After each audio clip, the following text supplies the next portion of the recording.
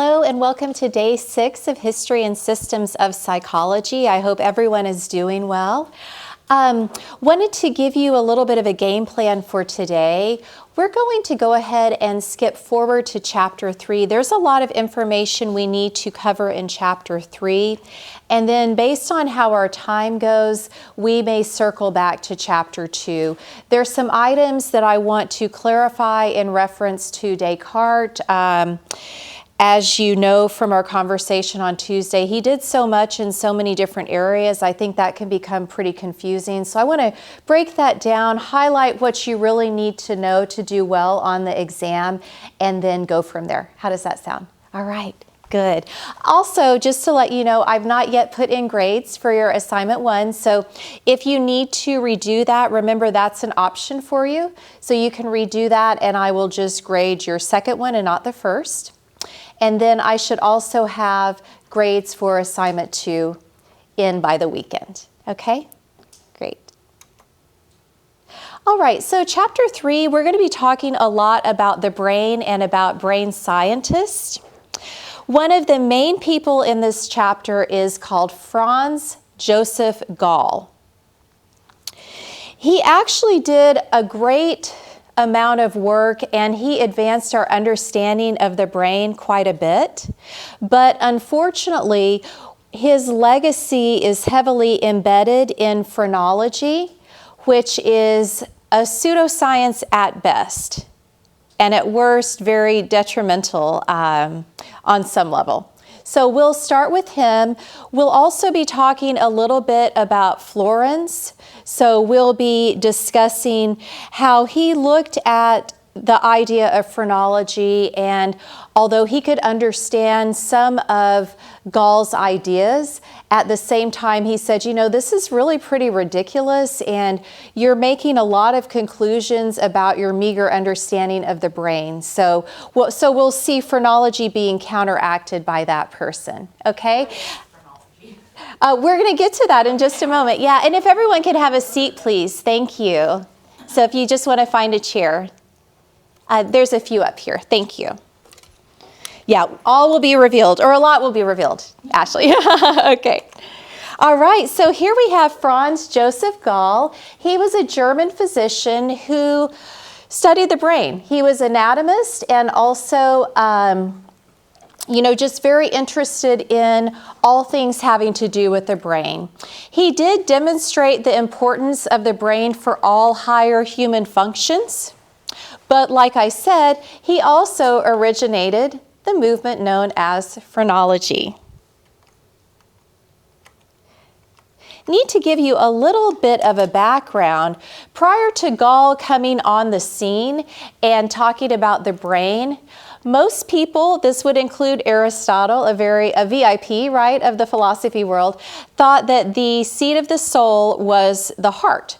Okay, that was true of many cultures, and that stayed the case up until around this time. Aristotle remarked on the brain, if you've read forward into chapter 3, he calls it unimpressive. It is this sort of a gray blob, and how can this gray blob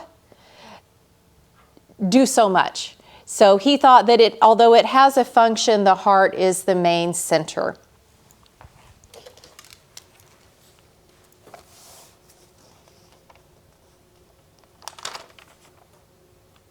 And I like this quote on page 100. It says, Aristotle found it hard to believe that what appeared to be a bloodless, insensitive, and general uninspiring mass could be the seat of the highest human faculties. He really had a hard time with that.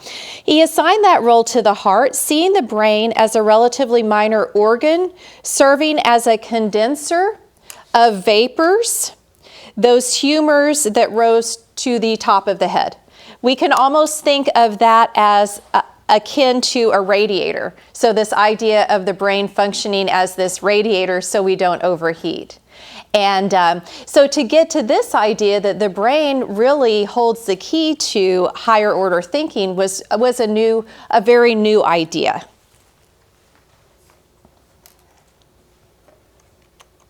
Okay, before we talk about Franz Gall, we need to talk a little bit about Thomas Willis. So look at the time period here. Remember, we talk about Greek philosophy, we talk about the Islamic Empire, and then there's a lot of years where not much is going on, correct? And in the Western area of the world, why was that the case? The Dark Ages, okay? So theologians dismissed and even deemed what was going on in philosophy as dangerous, right? And so that curtailed a lot of work for about 1,000 years. But we're back to work around this time with Thomas Willis. He studied brain anatomy, and you can imagine what brain anatomy might have looked like in its infancy. You would be the person who's probably discovering parts of the brain, right? It's not like has anyone taken anatomy and physiology? Okay, well, when you take it, it's a lot different, right? I mean, I hope it is.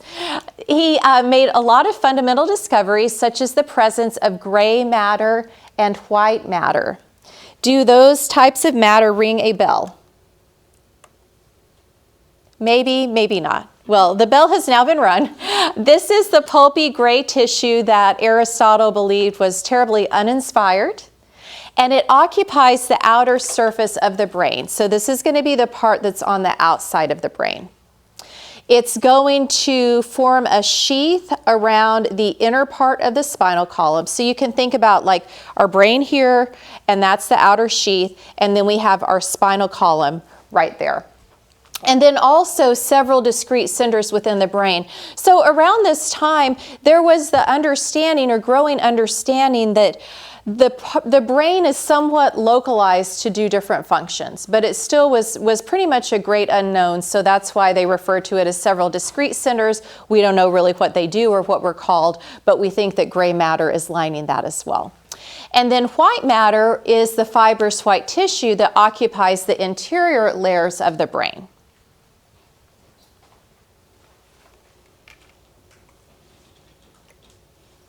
Okay, so we have our gray matter, we have our white matter, and eventually we being other scientists, discover stalks of white matter that interconnect the two halves of the brain, okay? So what that does is it allows the two sides of the brain, the left and right sides, to communicate with one another. Does anyone know what that stalk is called today? Yeah, corpus, body, right? Callosum, corpus callosum. And so that is separating the right and left areas of the brain. When I worked a long time ago, before I worked as a special education teacher, I worked as a paraprofessional, and I had a very bright student that I worked with throughout the day who was born with no corpus callosum. And he had a wonderful sense of humor. Like I said, he's very intelligent and bright and very funny, but his take on things was really unique, and I believe that had to was in part due to missing that structure. So it doesn't happen a lot, but sometimes it does.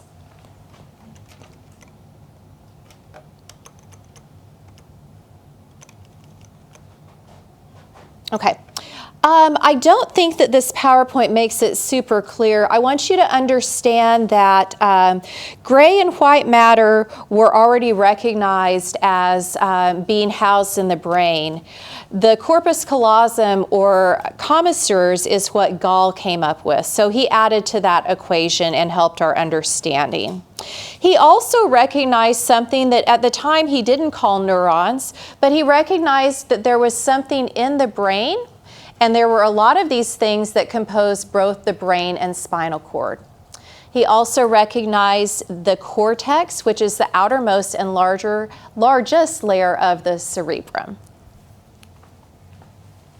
I'll try not to give you whiplash flipping back and forth here. All right, so we're a little out of order. Okay, so here we have Gall. You see that he's holding on to a head. I don't think it's an alive head. But you never know with these early ones, right? Do no harm. Hopefully they were strong on that Hippocratic oath. All right. Before we talk in detail about phrenology, I want you to understand that Gall left a lasting legacy. I mean, if he had just stopped with what he had to say about the brain and everything that he added to our understanding, we would have a very different view of him than we do today. But what he did is he used a lot of conjecture and a little bit of fantasizing to take things a step further. And so based on what we see on the outside of someone, like the lumps and bumps in their brain, the size of their brain, we're going to imbue them with certain characteristics. And that's where things got really, really murky. Okay, so this is an example of a phrenology depiction, and what we're seeing here, I don't know how well you can read this, but there are many different areas of the brain. It's a mapping of the brain, okay, and so here we're seeing the left side, and remember, we talked about the fact that we're starting to understand that there's some localization that's happening on the brain. Like, not all the brain is meant for speech, or not all of the brain processes olfactory items that come in. However, this was very interesting the way it was devised. So if you look up here, cautiousness. So if everyone go right here, according to Gall, that's where your cautiousness resided, okay? Let's see, what else? Personal love is back here, so just remember that. Don't remember that, but understand that he thought that way. And mindfulness was in the middle. There are other things like, let's see, self-esteem, friendship, or adversiveness. I guess they reside in the same area, which is interesting, right? Compassion, benevolence, spirituality, calculation. Some of this, looking back, kind of makes sense because some of these higher order functions, such as calculation and being able to order things, reside in what we now know as the prefrontal part of the brain.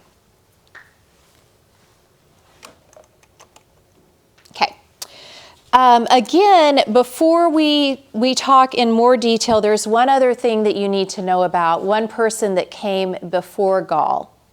So he didn't just come up with this all on his own. There was someone by the name of Lavater who was a Swiss mystic and theologian, not a scientist, came from a very different perspective.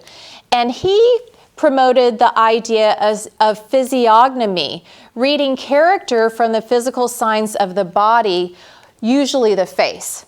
All right, so we are going to determine if someone is trustworthy, if they are loyal, by the way their face looks. I'd like to say we don't do that anymore, but I think on some level we make certain assumptions, right, based on what someone's face looks like. Yeah, any examples you can give? I know, at least with me, because the way I sit, like I furrow my brow quite a bit, so I have, like, even when I relax, like it's still there. Yes, I understand that. a little bit of like the, I guess, whatever the male equivalent of like RBF is. Oh, okay. I don't know if we can say that on TV. Yeah. So, but sort of this kind of angry or intense look to your face. Okay. A lot of times I know when I see somebody with laugh lines, like I tend to assume they're generally a happy person. Rather than maybe an exhausted person who rolls their face into their pillow and has all of these creases, right? Other things, that's not necessarily good, but yes, that is an example. We do generally put a value on, do they look trustworthy or do they look dangerous? Yeah, and what are indicators you might see in the face? I guess if they look friendly, or do they look, and I guess that's where it's kind of arbitrary, but do they have a face that, and that's where it's maybe like based on what you see in TV shows or movies or whatever, or the news, but anyway, do they look like a serial killer? Yeah, so we're conditioned also, right, what a serial killer looks like. eyes maybe really together, right? Black beady eyes. What else when we think of serial killer?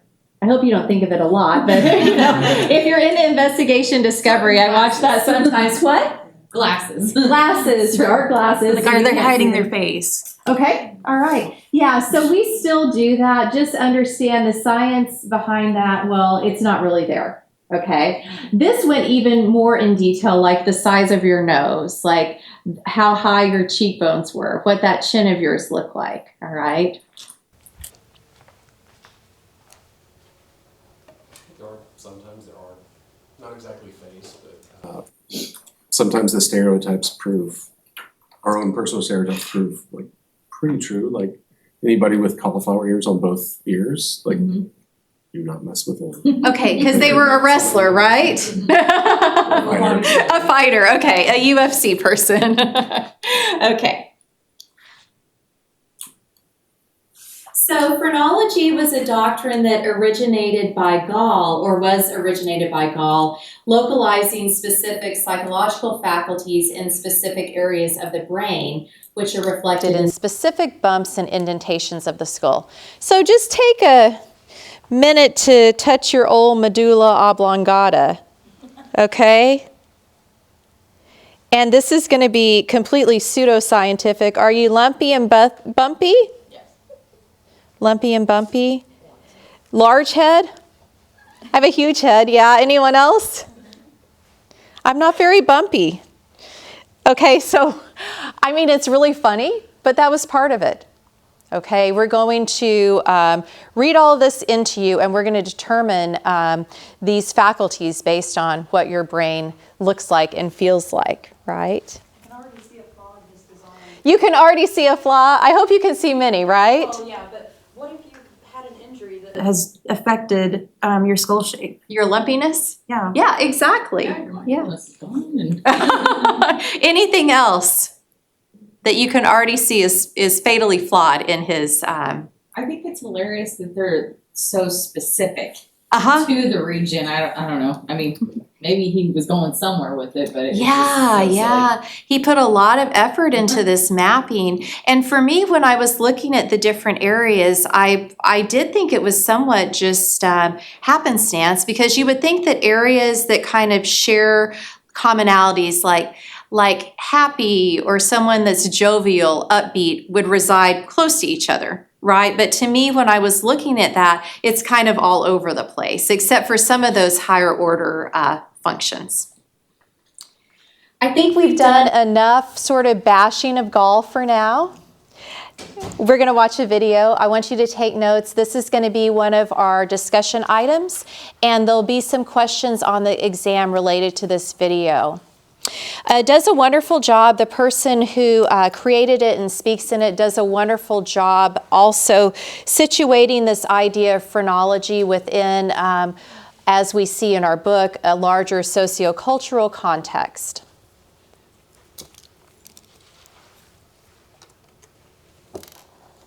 Okay.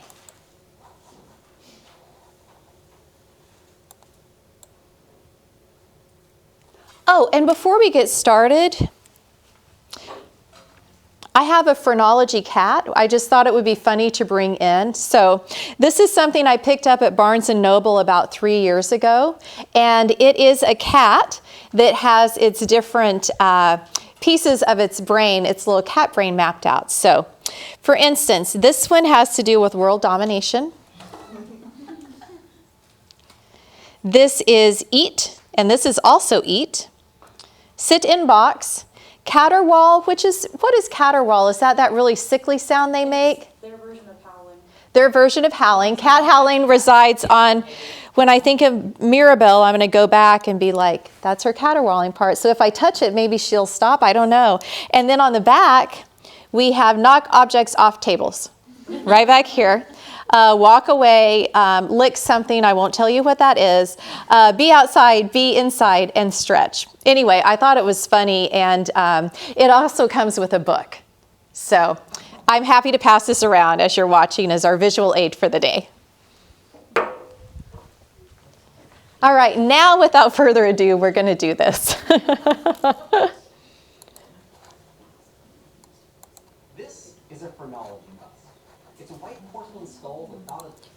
Just when, I think that needs to be a little louder, maybe it's on a 7. Line showing the underlying regions of the brain. Back in the 1800s, a phrenologist would feel the bumps on your skull and see how the bumps matched up to the bust. And Americans loved this stuff. They'd consult phrenologists before making big life decisions and, in general, loved the novelty of learning about themselves. But phrenology was also used to justify some high-level bigotry and kicked off an age of scientific racism that peaked during World War II. So today, we'll look at how phrenology became a thing, how it was corrupted, and how a dude with hundreds of skulls in his closet helped debunk it.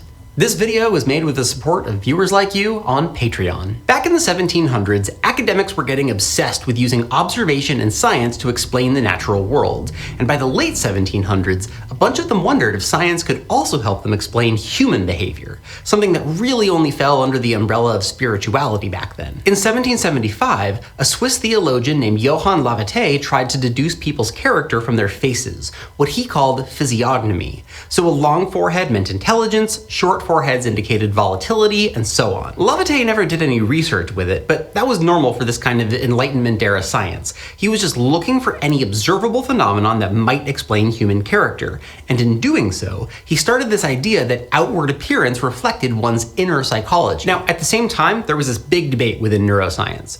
On one team, there were people who thought the brain was one homogeneous organ that processed everything together. The other team subscribed to something called the cerebral localization theory, this idea that different sections of the brain process different things.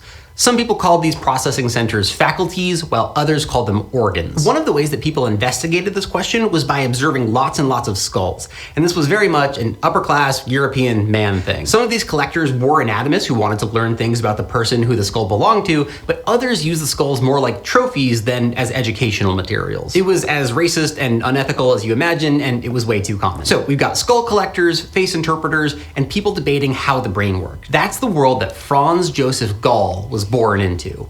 He's our main character today. Growing up, Gall was the smartest of his 11 brothers and sisters and smartest of his classmates, according to him anyway. One day, he noticed that the few of his classmates that were smarter than him all had bulging eyes. Then when he grew up and went to medical school, he noticed the same thing about his colleagues. So he made the totally logical, not at all compensating conclusion that their brains were so big that it made their eyes pop out. Sure, he was doing the same thing that Lavater was doing, assigning an inner personality trait to some kind of outward appearance. Gall became a doctor in 1785, started a private practice in Vienna, and started working at a mental asylum soon afterwards. And Gall was super into the idea of having so many mentally ill people in one area. Just like how all those smart classmates had big eyes, he knew that everyone in the asylum had a common personality trait. They were all deemed to be insane. So he goes looking for things that the inmates all have in common, and finds that they had bumps on the sides of their heads, which he sees as a physical manifestation of their insanity. Was it confirmation bias? Almost certainly. Gall made other sweeping conclusions about human anatomy from sample sizes of 2 people. This is not rigorous science, even at this point. In 1791, he published his first big piece of work, this, which translates to Philosophical Medical Investigations into Nature and Art in the Sick and Healthy State of Man. In the book, he disavows the popular metaphysical, philosophical views of medicine and advocates for a more evidence-based approach. He also takes a stance in favor of the cerebral localization theory instead of thinking of the brain as a homogeneous organ. But in order to prove he was right, he would need evidence. So in 1792, he started collecting skulls. Gall would eventually collect over 300 human skulls, including the skulls of 103 famous men, 67 mental patients, 69 nice criminals, and a few wax molds of the brain within the skull. But he wasn't just thinking about cerebral localization. He was coming up with an entire system for understanding the brain. By 1796, he started giving lectures from his house about some of his ideas, this system that would become known as phrenology. It went like this. Number 1, the brain is an organ of the mind. Number 2, the brain is a collection of multiple separate faculties that function independently of each other. Number 3, each faculty has its own organ in the brain. By the way, Gall identified 27 different faculties, but later phrenologists claimed there were up to 35. Number 4, the more active an organ, the larger its size. 5, the shape of the brain is made by the development of all these organs. And number 6, the contours of the skull can be used to estimate the size of each organ, and thus, the bumps on the skull represent the characteristic represented by the underlying organ. That last one is the big one. According to Gall, surface-level skull anatomy could tell you about the brain underneath it. Now, Gall never called this system phrenology. The term was coined by a British physician in 1815, and that's the name that stuck. Gall preferred calling his system organology, or brain physiology, or the doctrine of the skull. In 1798, he's quoted as saying, "I hear that scholars have baptized the child before it has come into the world. They name me a craniologist, and my proposed science, craniology." Gall starts getting the word out about his new system by giving lectures around Vienna. And one day, there was a young medical student in the audience named Johann Spurzheim. He loved what he was hearing, and he quickly became Gall's right-hand man on the lecture circuit. But these lectures were kind of controversial at the time. The old school church dogma said that morality and character came from a non-physical soul, and here was Gall saying that you could measure it in the brain, and Spurzheim agreed. He's quoted as saying, "One fact is to me more positive and decisive than 1,000 metaphysical opinions." This pissed off the Catholic Church, who saw phrenology as opposed to intelligent design, which means it also pissed off the government, and in 1801, the emperor forbade Gall from teaching and researching in Vienna anymore. So if Gall wanted phrenology to spread, he'd have to get out of Vienna. And in 1805, he and Spurzheim started a lecture tour around the rest of Europe. Gall gave lessons and Spurzheim did dissections. And that's when phrenology took off. Gall and Spurzheim exposed phrenology to a bunch of scientists across Europe with this lecture tour, and this kicked off the scientific age of phrenology, which lasted from about 1800 to about 1830. Now, their tour ended in 1807, at which point Gall retired in Paris and Spurzheim became the frontman for the movement.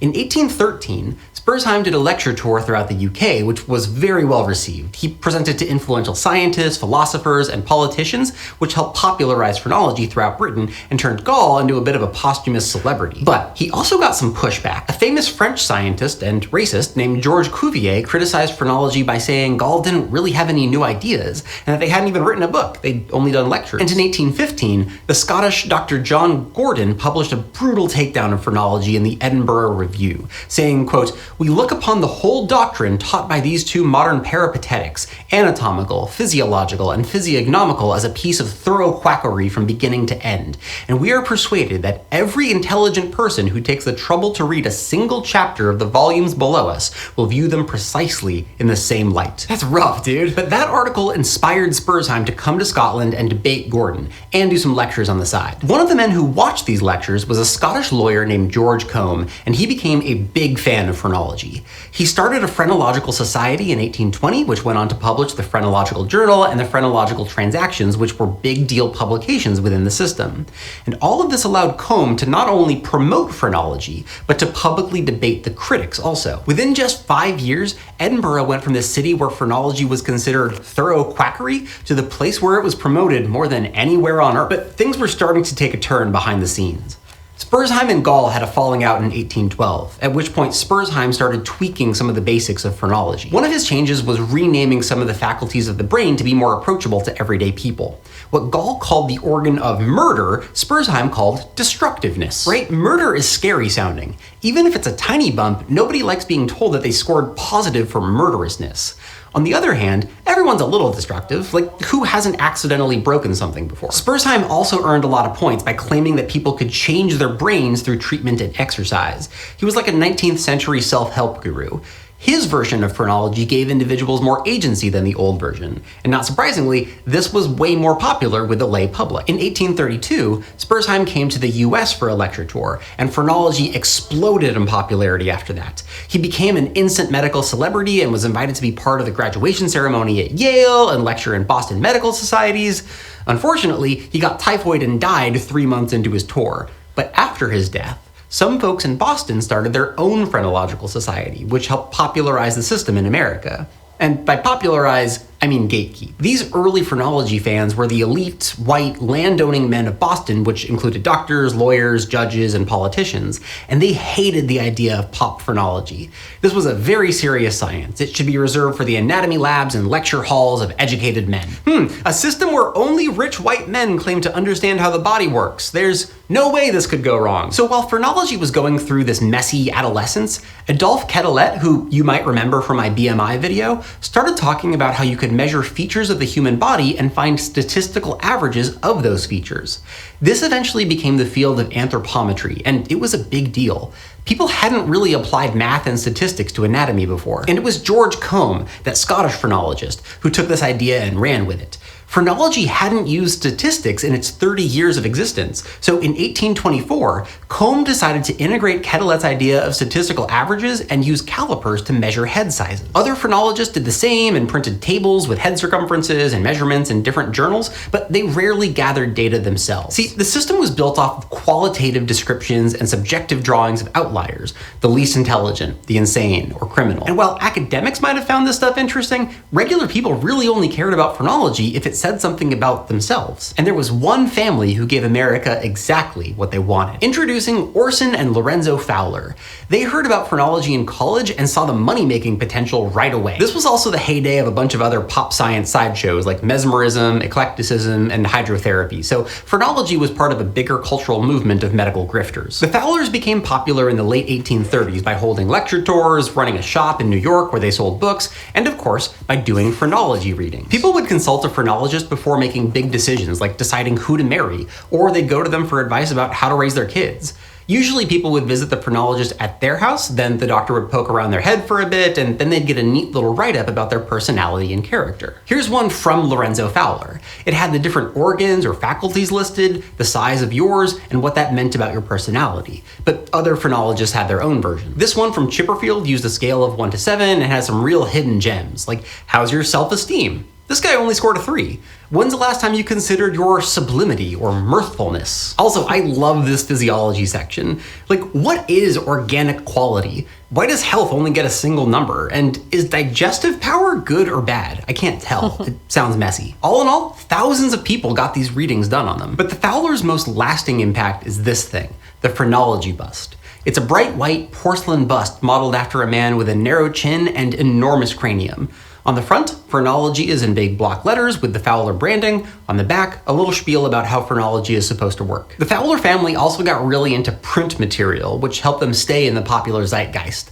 In 1838, they acquired a journal called the American Phrenological Journal, which was mainly aimed at a medical audience. The Fowlers transitioned the journal into more of a generalist reform magazine, which wrote more about abolition and education. Even beyond phrenology, the Fowler family was super influential. Lorenzo's wife Lydia was the second woman in the United States after Elizabeth Blackwell to get a medical degree, which means that yes, Lydia was more educated than her husband, which was rare for the time.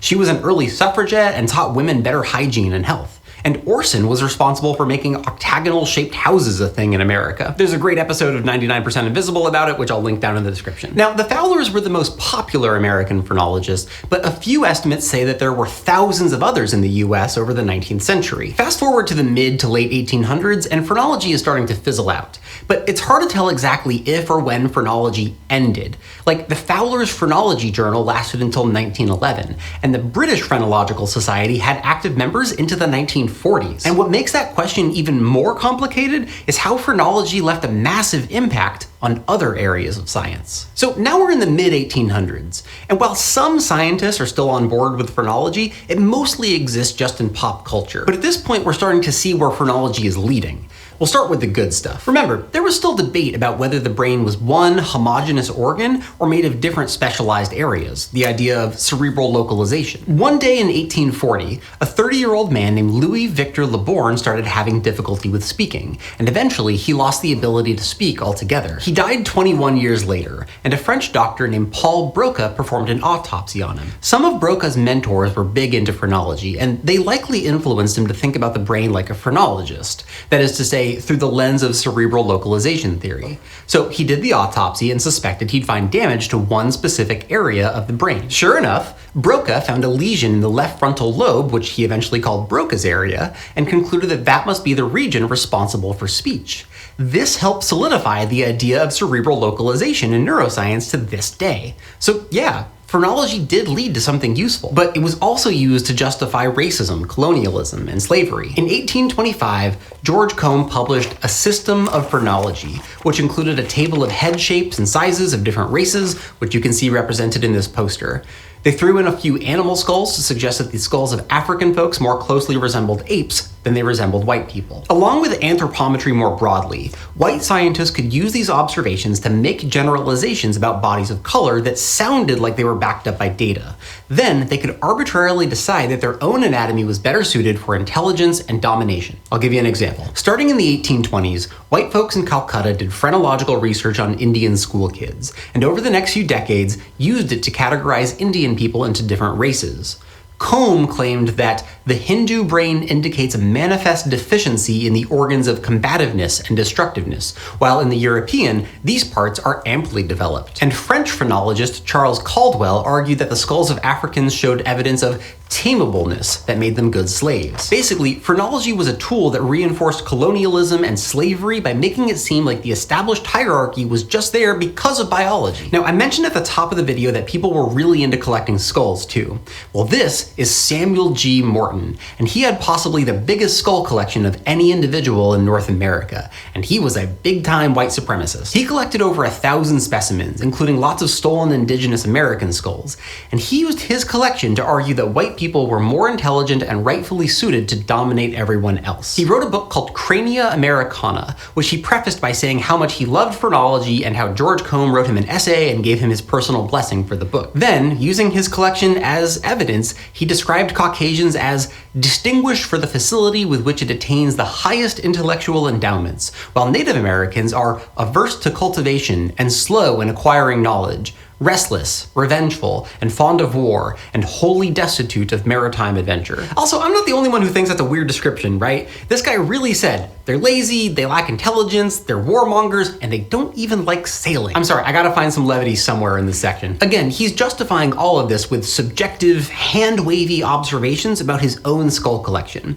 Here's how he wrote about it. This is from the appendix. He says that independence, civilization, and political freedom are the results of large aggregate sizes of brain. The moral and intellectual regions predominating in the majority of the people, aided by long cultivation, like seen in white people. When it came to the Native American tribes that had been conquered, the coronal and intellectual regions in their brains are larger in proportion to that of the animal propensities than in the brains of the Hurons, which have constantly receded before the Europeans, who have resisted subjection but been exterminated. Morton is communicating two things here, both with the content and the prose. The content lines up with everything else we've learned about phrenology up to this point. Your brain predicts your characteristics. But if you noticed, his writing style communicates something deeper. He says that tribes have resisted subjection but been exterminated, instead of Caucasians have subjected and Caucasians have exterminated the tribe. Instead of using the active voice, his writing makes it seem like one's biology predestines them to their fate. To Morton, it wasn't his own prejudice that justified the forced removal of Native Americans, it was science. Coincidentally, he published Crania Americana right in the middle of the Trail of Tears. And as we'll see in a future video, it wouldn't be the last time policymakers used pseudoscience to justify extermination. Okay. At Cox Mobile, we know you need reliable cell service that goes wherever you do. Because why? That was a lot of heavy stuff. I want to end this video on a more hopeful note. How did society reject phrenology? The short answer is that it ended not with a bang, but with a whimper. By the mid-1800s, most people considered phrenologists to be in the same category as horoscope readers or psychics, and the enthusiasm for phrenology just fizzled out. Part of that was because of the lack of any real scientific basis. A critic at the time might ask the totally logical question of, y'all said this brain organ was big, but big in relation to what? What's your reference point? Or what is the size of the average brain or average skull that I'm being compared to? The lack of quantifiable, data-driven answers made it clear that any phrenology practitioner was just using their personal judgment and making subjective decisions. But there was one man who went to the extreme to prove the whole field wrong. His name was Joseph Hyrtl, a Viennese anatomist who collected over 139 skulls that are currently housed in the Mutter Museum in Philadelphia. This footage was actually shared with me by the Mutter, so big thanks to them. Hurdle was initially trying to make the field of comparative anatomy a thing. This is where you compare human anatomy to other animals or human anatomy. To him, there was no such thing as better or worse anatomy, just different. When Hurdle acquired a skull, he'd document the name, birthplace, age, occupation, and whenever possible, the cause of death of the person. Now, most of these skulls did come from the marginalized and working class, which were the usual anatomy subjects of the time. Check out my video on Grey's Anatomy for more on that. But unlike Morton, Hurdle thought that the skulls taught you nothing about someone's personality. His skull collection varied a ton. Some skulls were big, some were small, and they all had bumps everywhere and in unpredictable locations. In his own words, the functions of the individual parts of the brain are so puzzling that a doctrine which attempts to delimit the abilities of a human being by measuring the skull could only be invented by idiots for idiots. I mean, the man did not mince words. He was saying that skulls were so varied and so unexceptional that there was no pattern to be found. He was using Morton's technique to prove the null hypothesis. He was saying that the available data does not point to any discernible difference. The movement might have been dying already, but Hurdle provided its death blow. So wrapping it all up, phrenology was relatively short-lived, but it still has an impact in modern day. You might see references to phrenology in art and design, like this image of Jeff Bezos from an article in The Atlantic in 2019, or this image of Kanye West. But that's the fun legacy of phrenology. The darker side is a little more complicated. Phrenology got popular in a time when colonialism and slavery were already in full swing, and having any kind of science say that these things were not only okay, but natural was a huge boon to the power structures in place. And this kind of thinking is what inspired the next chapter of scientific racism: eugenics. Okay, I'm going to break you up into groups. What I'd like for you to do, and I'll pull out the board and also write this on the board, is share 5 takeaways. I would think you'd have at least that many on this video. I personally found it very interesting and highly enlightening. 5 takeaways. I also want you to reflect on ways that pseudoscientific evidence is used today to promote certain ideas. All right? If you can talk about that and then also provide an example, maybe from an article or something online, that would be great. So it's a 2-parter. Talk about the 5 most important points, your takeaways from the video we watched, and then the influence of pseudoscience, aka pop psychology, on the world today, because it still exists, right? Okay. Let's have the 4 of you work together. 1, 2, 3, 4. Let's do a trio here. Let's do 1, 2, 3, 4, and then 1, 2, 3, 4. So some people will have to move. I know you have to roll your chair over. Don't get sweaty.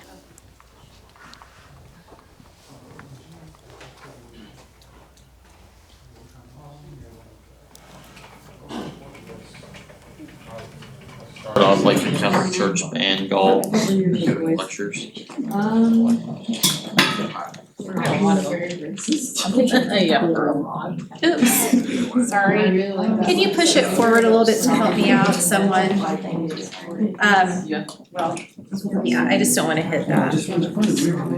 And how you resulted. They just kind of.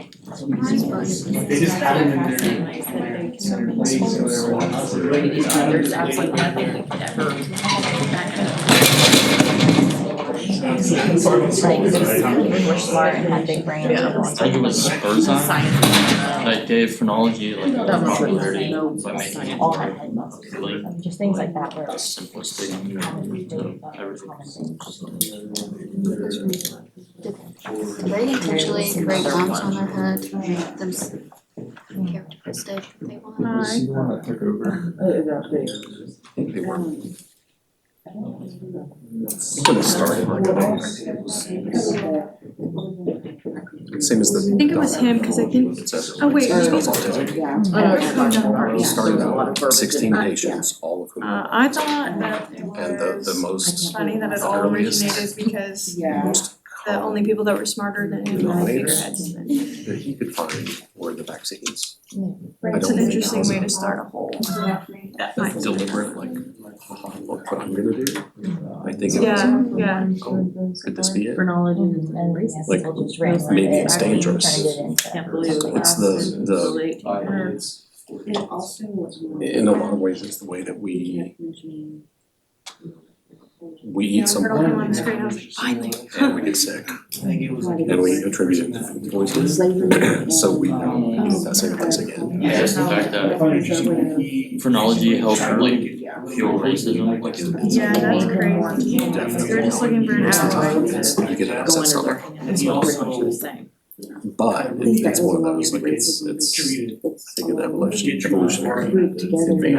And like used to justify slavery and racism, like all of it is crazy. I guess. I mean, they it's said just like to they were notice just looking patterns for any when one sort doesn't of exist, then it's just science that not could when say one does this is exist. why. So the brain Astrology, like it was like a personality. it's more detrimental if we don't recognize Yeah, that exactly. it kills us than it is to, for years and years, tomatoes, bread, bad, we're not gonna eat them and to ignore them.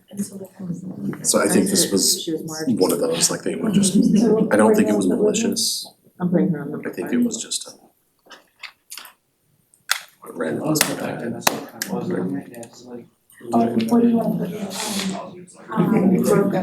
So what are The ways that Swedish or pseudoscientific evidence affects the world. It started out, he was looking for the horoscopes or like, he was looking for. Yeah, that's a really good astrologers. Like if you're shooting an arrow at anything that looks like prey, like eventually you're gonna hit prey. So I think it just had like really confirmation bias. Or just confirmation bias.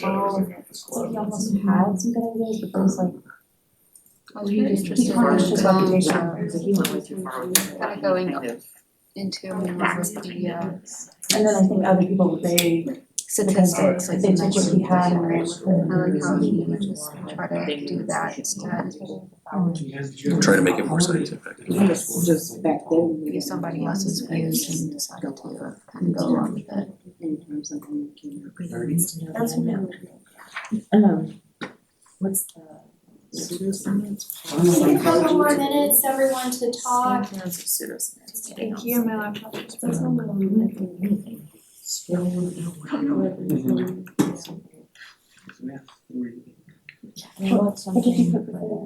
Pseudoscience and the world today. for our 5 main takeaways. The eyes bulging as well. I did it before, but it doesn't. I'd say definitely the. I'm just making points so that when we have something going. Yeah, yeah, agree. Pseudoscience thing.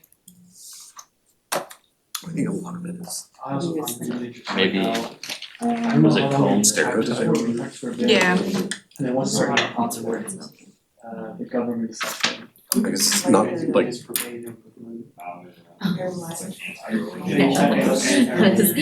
What is it called? not everybody Flying fits head. stereotype. Yeah. But you have to understand that stereotypes are stereotypes for a reason. Like just because there's an observed, like just because this happens Where they can like tell a large part of the time, it doesn't mean that every single day means this. Oh, it's, yeah. Psychological Oh, disorders. essential All this difference. Yeah, so that was really interesting that they sold that. It's like, oh, you just look at it yourself and you know, it's all I know. We could talk about the Catholic Church banning him. Because it's almost like a pipeline where it's almost like. that was like towards the beginning, but What else did we come up with to take away? The Catholic Church banned golf from giving blood to phrenology because it went against how they view certain, like, how, like, how you are, or the reason. And talking about the ways that it affects the world today, we could talk about, it's called science exploitation. I found this article.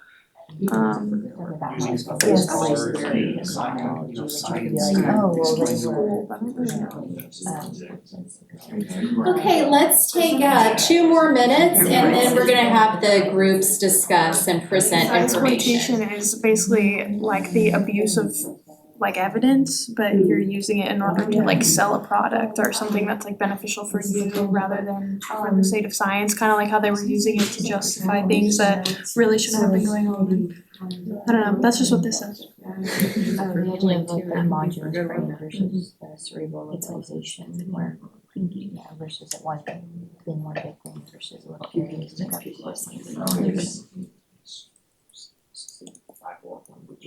On that one time, I was like, oh my gosh, sometimes we totally fall victim to this. How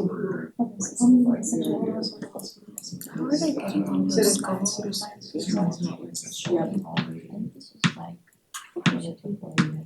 Permission to get access, I do always do. Especially if they're minorities and stuff, or people that care. Okay, everyone, I'm anxious to hear from each of the groups. Let's go ahead and turn around, and which group would like to go first? The good thing about going first is you can talk about most anything. All right. We were bringing the eyes bulging. We thought that was a good one. Where if they're really smart, their eyes bulge because their brain was big. Okay, so this was an idea.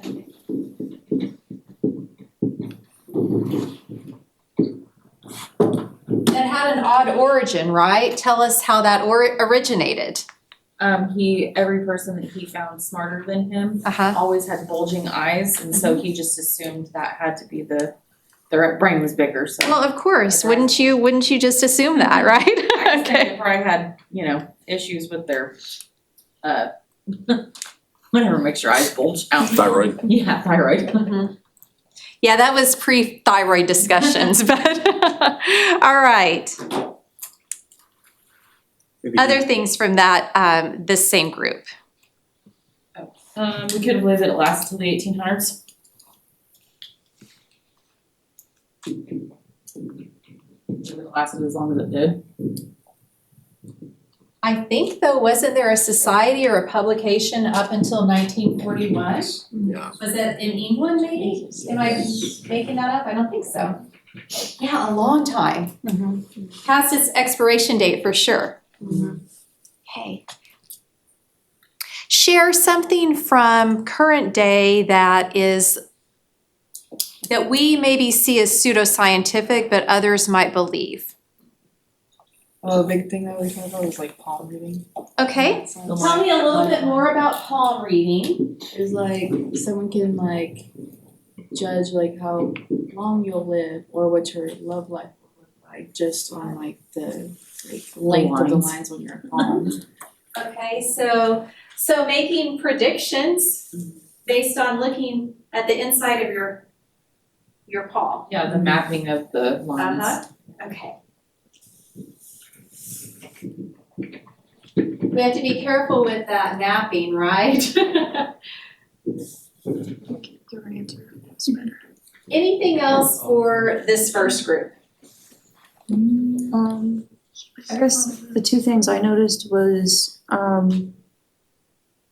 the bad obviously was the racism, but the good was Broca.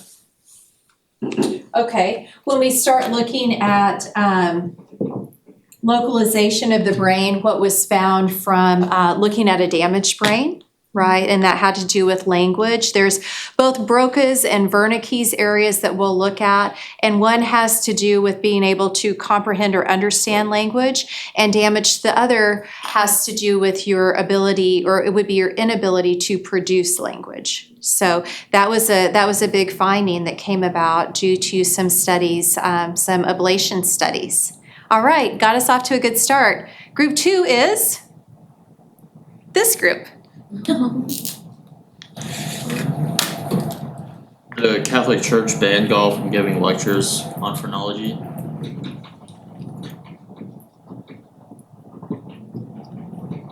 Okay, good. And that was a good thing, right? Uh-huh. I think it was Combe that gave phrenology more popularity by like making it more, I guess, appealing or like simplistic to everyday people. We can say appeal to hoi polloi. Would that be an accurate thing to say? So we're gonna water it down and make it palatable to the great masses.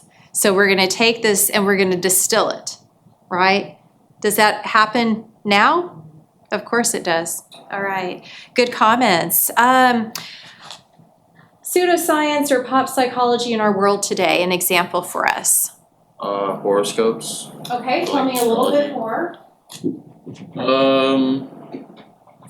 I guess it's like it gives people like unnecessary beliefs or like thoughts about themselves or like the outcomes of things. So it's like if something happens, they can just be like, oh, it's because I'm, I don't know, a Taurus or whatever. Right, and does anyone know what Taurus is?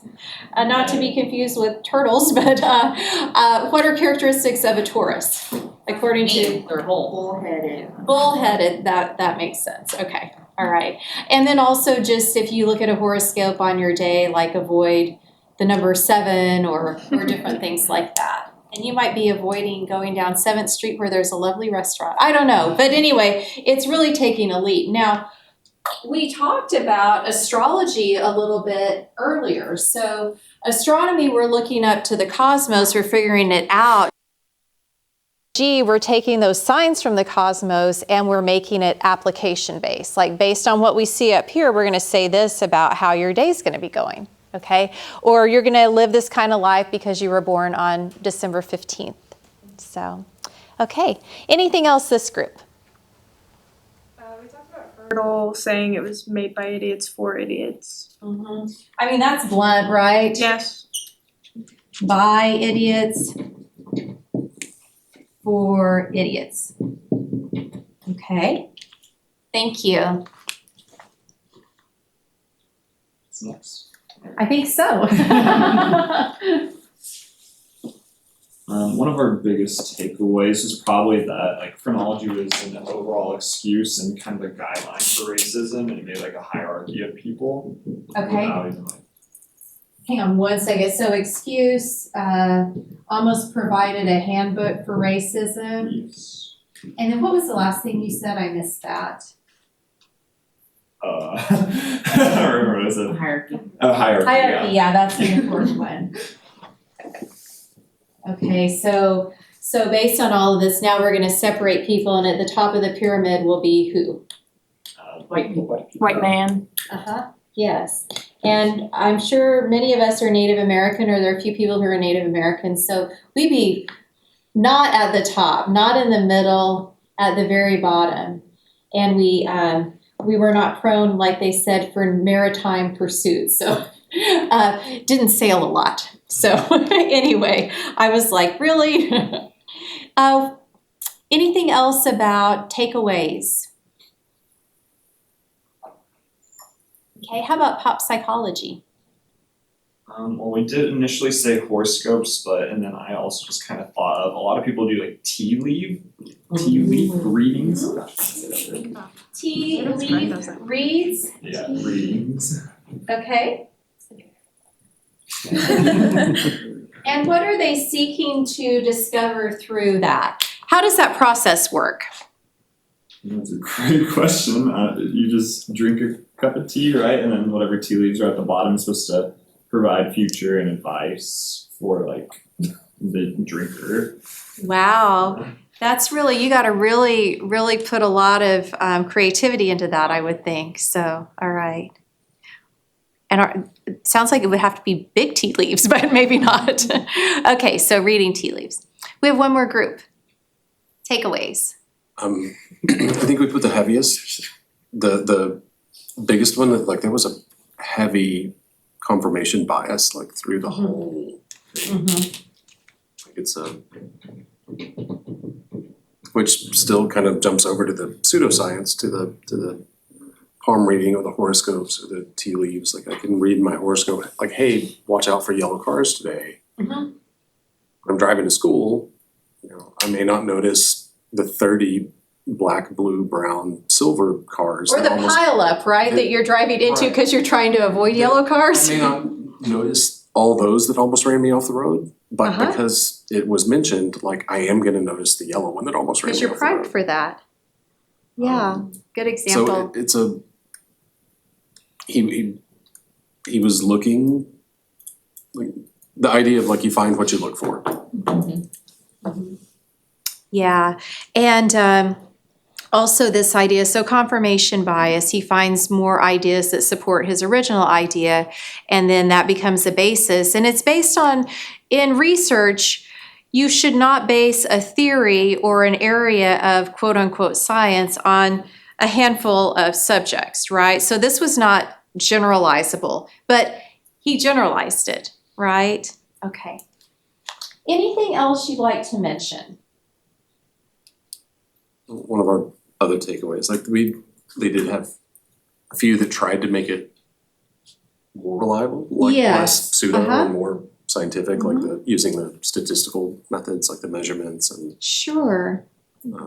kind of develop the like just the initial idea of like cerebral localization. Now we know is a thing. Right. And so again, we see some flickers of beliefs that we hold today about the brain, beliefs we hold about the heart, all of these things, but you can see the shift and also sort of the ebb and flow, the back and forth of some of these ideas. And also the mark like that the Catholic Church had on that. Maybe if the Catholic Church has not said much, might this have gone on even longer? It's hard to say. But it did do a lot of damage, right? And over time, this luckily, I suppose, on some level became more of a circus act sideshow, right, than something that people believed in. And we'll talk just a little bit about Flourens. I have one more video to show you that's on the pineal gland, which is something related to Descartes. But I do want to talk about Flourens because he's credited for being a standout scientist whose findings put an end to this idea of phrenology, which is literally the science of the mind, to rest. So I want to talk briefly about him. Okay. So Flourens was a French scientist. He was opposed to Gall's phrenology, but not just because it was an idea he didn't like or didn't believe in. He was very evidence-based in his approach. Okay, I want to read just a little bit. It says, whereas on page 106, whereas Gall was regarded suspiciously by orthodox scientists, Flourens epitomized the man of the establishment. He graduated from a very famous medical school. He'd published his first paper like at the age of 19, and he was very rigorous in his experimentation. He decided, in fact, to study the functions of the brain by using the technique of ablation, all right? And ablation is the surgical removal of small parts, in this case of the brain. Now that sounds really inhumane. I want to talk a little bit more about that. So he was not like butchering people, right? But rather he did do this on animals.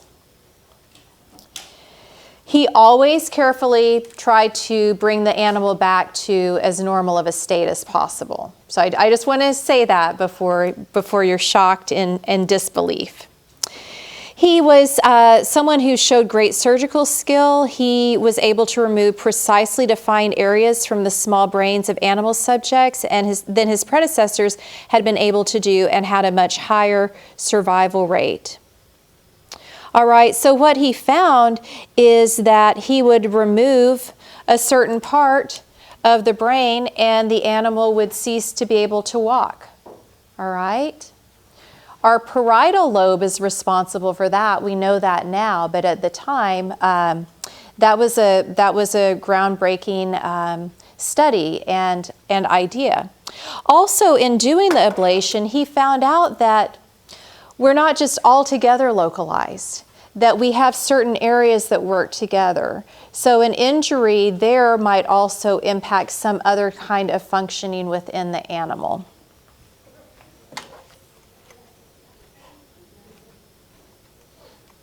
Okay. Make a note to read page 107. There is like a little inset. It starts with, I removed the cerebellum in a young but vigorous dog. Okay, so make sure you read that. We'll talk about that at the start of class. And his findings to a large degree really put to rest phrenology, at least in scientific communities, right? It still functioned, as many things do, on sort of the outskirts. Any questions on what we covered today? Everyone with me? All right. We're going to finish up with a short video that ties into Descartes, and then my plan for next week is to review Descartes, review chapters 1 through 3 as far as we've gotten, and then finish up, because I think, if I'm not mistaken, you have an exam that's coming up pretty soon. I'm not mistaken, am I? No? All right. Okay, so let's watch this last short video, and then we'll be over for the day. Do take some notes. Like I said, we'll start class speaking about this. Nestled deep within our brain, this pea-sized organ has intrigued scientists and spiritual seekers alike. Its name, the pineal gland, is derived from its pinecone-like shape, but its physical appearance is not what has fascinated people throughout history.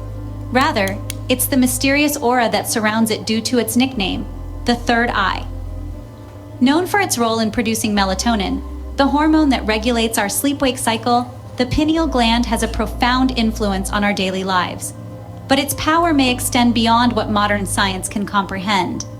In this video, we'll delve into the history, significance, and the mysterious power of the pineal gland. Now that we've introduced the pineal gland, let's travel back in time to explore its discovery and significance in ancient civilizations. The pineal gland, despite its small size, has a rich history filled with fascinating theories and beliefs. Nestled deep within the center of our brains, this small, pinecone-shaped gland first caught the attention of anatomists in the 3rd century BC. The ancient Greek physician Herophilus is credited with its discovery, but it wasn't until the 2nd century AD that the Roman physician Galen would describe it in his medical texts. He believed it to be a valve regulating the flow of thought. As we travel further back in time, we find that the significance of the pineal gland stretches far beyond the confines of a physician's study. The ancient Egyptians, renowned for their advanced understanding of the human body, associated the pineal gland with the Eye of Horus, a symbol of protection, royal power, and good health. This association suggests they held a deep respect for the gland's potential power. Meanwhile, the Greeks saw the pineal gland as our connection to the realms of thought. They believed it to be the link between the physical and spiritual worlds, a belief that has echoed through the ages and still resonates with many today. The philosopher and mathematician René Descartes, often referred to as the father of modern Western philosophy, also contributed significantly to the historical narrative of the pineal gland. In the 17th century, he declared it the principal seat of the soul, believing it to be the point of connection between the intellect and the body. Throughout history, this tiny gland has been shrouded in mystery, often associated with spiritual enlightenment, intuition, and inner wisdom. Its reputation as a mystical gateway to higher consciousness transcends cultures and millennia, leading us to ponder its true capabilities. So, from the ancient world to modern anatomy, the pineal gland has always been a subject of fascination and mystery.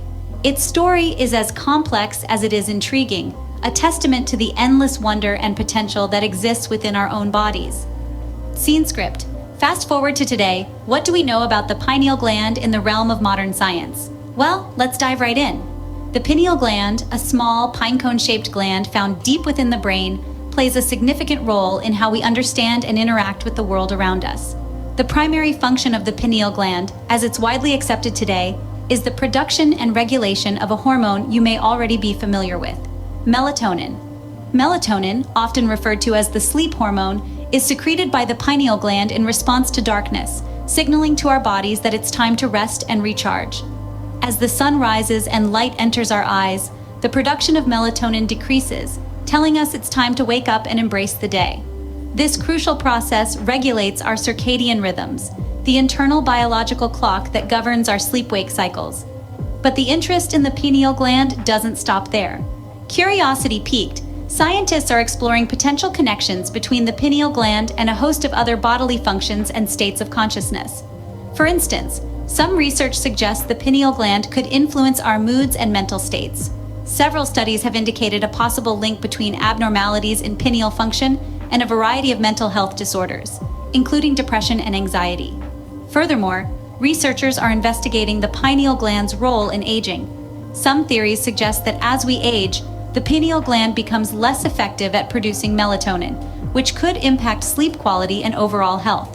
There's even speculation around the pineal gland's potential role in mystical experiences and altered states of consciousness, a link that harks back to the gland's historical reputation as the seat of the soul.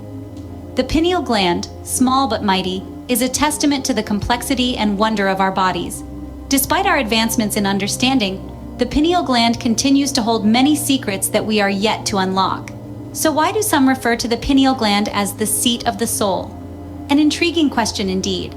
This tiny pine-cone-shaped gland nestled deep within the brain has long been the subject of spiritual and esoteric theories. In many spiritual traditions, the pineal gland is associated with the third eye, a mystical and esoteric concept referring to an invisible eye that provides perception beyond ordinary sight. This third eye is often depicted as being located on the forehead, slightly above the space between the eyebrows, correlating to the anatomical position of the pineal gland in the brain. The third eye is believed to be the gateway to higher consciousness, granting its possessor the ability to transcend the physical realm and access higher dimensions of reality. It's thought to enable profound spiritual experiences, including intuition, psychic abilities, and visions of the past, future, or distant places. In certain Eastern philosophies and practices such as Hinduism and Buddhism, the third eye is a central point of focus during meditation, considered as a portal that leads to inner realms and spaces of higher consciousness. There's a belief that through practices like meditation and yoga, one can awaken or open their third eye, enhancing their spiritual awareness. In the realm of Western esotericism, the famous philosopher and scientist René Descartes believed the pineal gland to be the principal seat of the soul. He saw it as the point of connection between the intellect and the body, where our thoughts are turned into actions. These spiritual interpretations of the pineal gland, while far from universally accepted, offer a fascinating perspective on this small yet complex part of our anatomy. They invite us to consider the possibility that within us lies a gateway to a profound mystical experience of reality. Whether a biological curiosity or the seat of the soul, the pineal gland is undoubtedly one of the most fascinating and mysterious parts of our anatomy.